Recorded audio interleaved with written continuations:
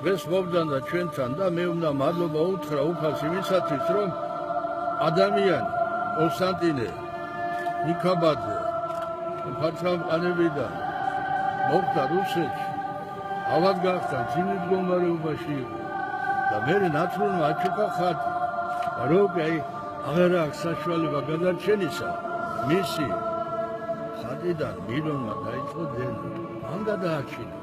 ახლა სასწაული ხდება და მე ამ კაცმა იფიქრა, რომ მე შენ ქვეყანას მოდი ამაც ვივცე, მე არ ვიცოდი არაფერი, მე შემთხვევით გავიგე ყველაფერი.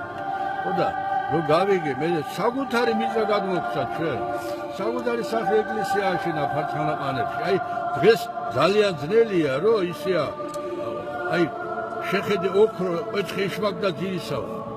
დღეს ფულზეა ფული არა ძმადმას აღარ გამარჯვებას აღარ წამოიღო და მე სასწაული მოანა, მე ვაკურთხე ეს ადგილი, ეკლესია და მე მადლობას ვირა უფალს, რომ კიდევ ერთხელ გვაჩვენეს ზედა მათ ჩამოძანება, რომ მართლმადიდებლობით უნდა გადავჩეთ, როგორც რუსეთი, ისე საქართველოს კიდევ დაორწმუნდი, რომ ქართულ გენმა უნდა გადაარჩინოს რუსეთი. მე გელაპარაკებით, აი რასაც ხედავ. ხოდა ეს კიდე არის საშუალება იმისა, რომ დღეს თუ ვინმე აკეთებს მართლმადიდებელია დედამიწაზე, არის ბოროტისულები თქვენ სისტემაში ციკათ, რომ მართლმადიდებლობას ვერ ეგუებია.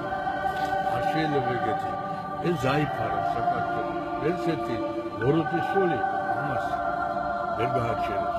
ჯობია რომ შეინანონ და ეს აი უფალული გალობა იფალო ვიგვალობებ. ეს რატო ვიგვალობებ, რომ აი